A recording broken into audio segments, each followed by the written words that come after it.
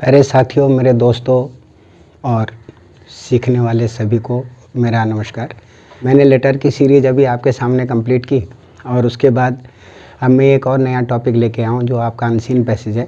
साथियों, generally unseen passage जो होता है जो पहली बार हमारे सामने आता है और जिसको हमने पहले कभी देखा ना हो।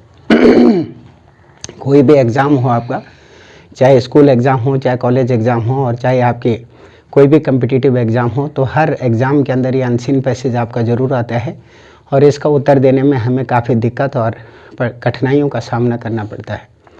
आप खुद ही अपने माइंड के अंदर अंदाज़ा लगा सकते हैं कि जहाँ पर भी हम बात करते हैं कि अनसीन है, अर्थात जिसको पहले देखा ही नहीं गया है या जो पहले हमारे सामने कभी आया ही नहीं, इसीलिए उसको अनसीन बोला जाता है, यानी नॉट बिफोर सीन, जिसको आज से पहले देखा नहीं गया। तो इसको हिंदी में अनुच्छेद बोलते हैं और आमतौर पर अंग्रेजी में इसे कंप्रेंशन के नाम से जाना जाता है या अनसीन पैसेज के नाम से जाना जाता है। तो जनरली जब भी हम इसका जवाब देते हैं तो हम कई दिक्कतों और परेशानियों का सामना करना पड़ता है और उसके पीछे सिर्फ एक ही कारण होता है। वो कारण है आपका कि जनरली हमें ट्रांसलेशन नहीं आता या हम ट्रांसलेशन के विषय में इतनी जानकारी नहीं रखते।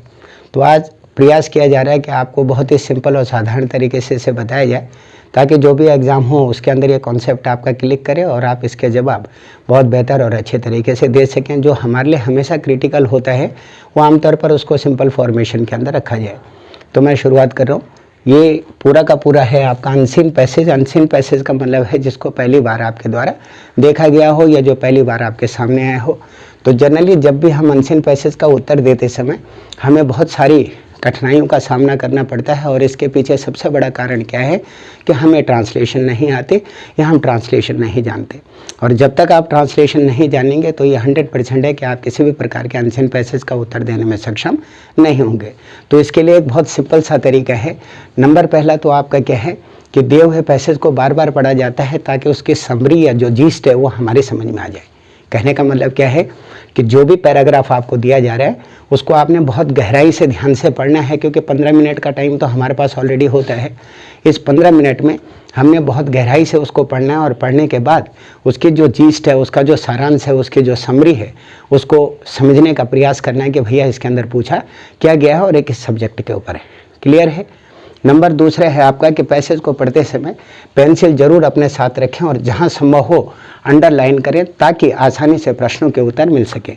अब जब भी आप आमतौर पर अनसीन पैसेज को पढ़ते हैं तो पॉइंट नंबर 2 आपका ये है कि उसमें पेंसिल आपने अपने साथ में रखनी है और जहां पर पॉसिबल हो सके ये इसके जवाब हो सकते हैं उनको आप अंडरलाइन कर दीजिए। उसके पीछे सबसे बड़ा कारण आपका ये है कि एक तो पैसेज में आपको दोबारा नहीं आना पड़ता, एक, और नंबर दूसरा वो hand to hand one time click के अंदर हो जाता है, यानी एक ही बार में आप उसे निशान लगा देते हैं तो निशान लगाते ही आपकी जो समस्या है वो काफ़ी कम हो जाती है।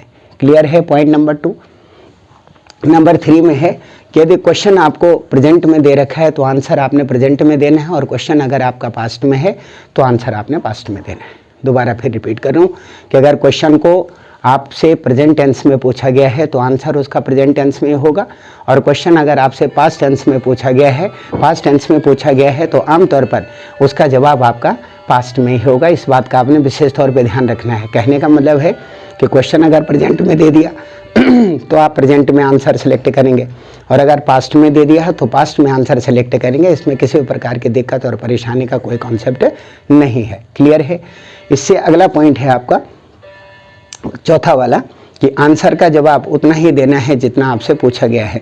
अगर आपसे ये पूछा गया है कि भैया महाभारत की रचना किसने की तो आप ये कहेंगे जी वेद व्यास ने की, उससे ज़्यादा आपको उसमें लिखने की ज़रूरत नहीं है। अगर बोला जाता है कि रामायण की रचना किसने की तो आप कहेंगे कि जी महर्षि वाल्मीकि ने रामायण की रचना की। अगर कोई आपसे कहता है कि जी कबीरावली या कवितावली किसकी है तो आमतौर पर आप कबीरदास जी करना। तो सिंपल सा कहने का मतलब आपका ये है कि जितना आपसे पूछा जाता है आपने सवाल का जवाब उतना ही देना है, अपनी तरफ से कुछ भी अतिरिक्त उसमें मेंशन नहीं करना, क्योंकि आप खामखा में एडिटर बनेंगे तो आमतौर पर जो आंसर है वो आपका क्या होगा, गलत हो जाएगा। इसलिए प्लीज़ उसको उतना ही जवाब दीजिए जितना आपसे पूछा गया है। यह पॉइंट नंबर आपका 4 है। नंबर 5 में है आंसर आपका ब्रीफ होना चाहिए, क्लियर होना चाहिए और टू द पॉइंट होना चाहिए।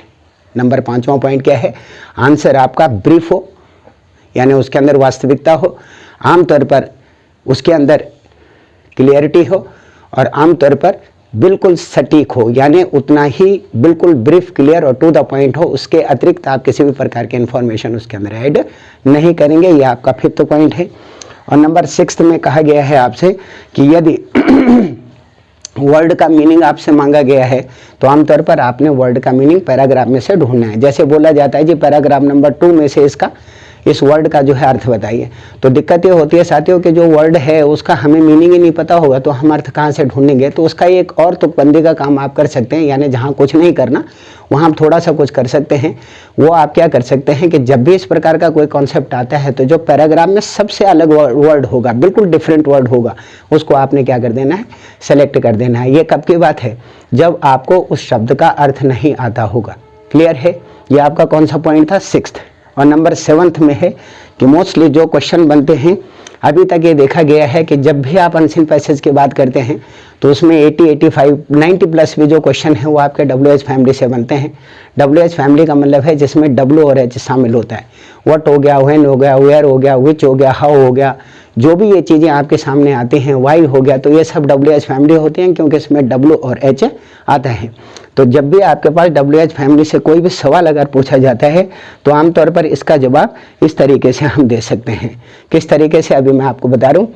और नंबर लास्ट पॉइंट है इसका, नंबर 8 है कि कई बार जब अपोजिट वर्ड आपसे पूछे जाते हैं, जैसे एग्री का अपोजिट आपसे पूछ दिया तो हमें नहीं पता जी क्या होता है ये, तो आप उसमें क्या कर देंगे, डिस लगा देंगे, तो क्या हो जाएगा, डिसएग्री हो जाएगा।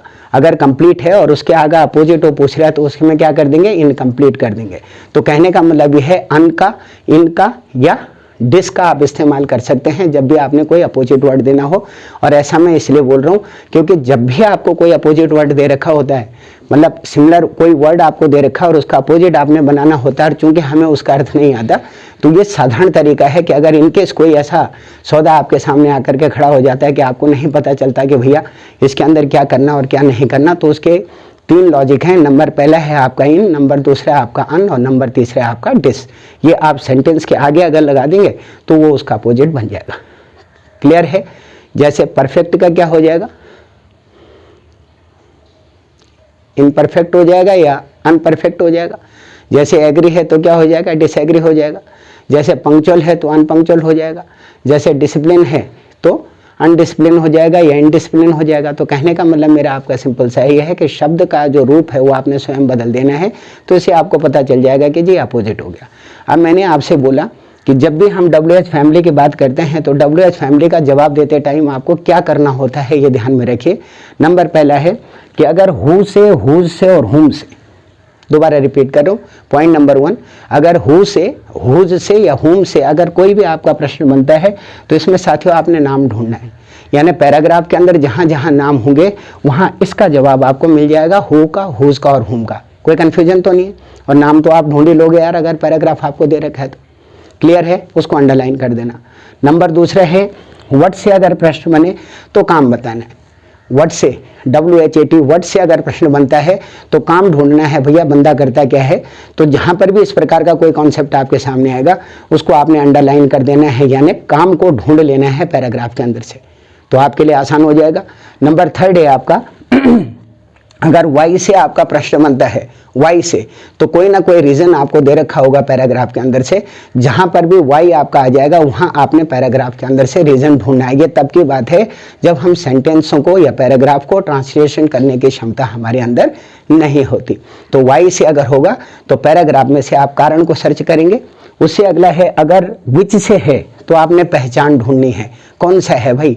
जब भी आपका प्रश्न WHICH विच से बनेगा तो आपने हमेशा इस बात का ध्यान में रखना है कि उसके अंदर से, पैराग्राफ के अंदर से पहचान तलाश करनी है, पहचान को ढूंढना है।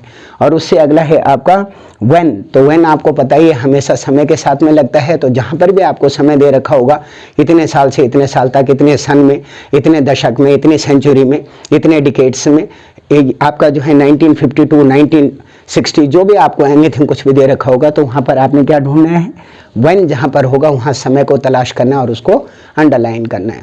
और उससे अगला है आपका वेयर। तो बताने की जरूरत नहीं है साथियों, वेयर हमेशा स्थान के बारे में आइडेंटिफाई करता है। तो जहां भी आपके सेंटेंस में वेयर पूछा जाएगा, यानी वेयर से जो आपका कोई भी क्वेश्चन अगर बनता है तो उसके अंदर आपने स्थान को तलाश करना है।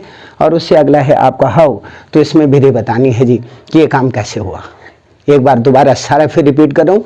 अगर हु से और हुम से प्रश्न बने तो नाम तलाश करना है, व्हाट से बने तो काम तलाश करना है, वाई से बने तो कारण बताना है, आपका व्हेन से बने तो विच से बने तो पहचान बतानी है, व्हेन से बने तो समय बताना है, वेयर से बने तो स्थान बताना है, और हाउ से बने तो विधि बतानी है। ये तो किसके थे? WH फैमिली के।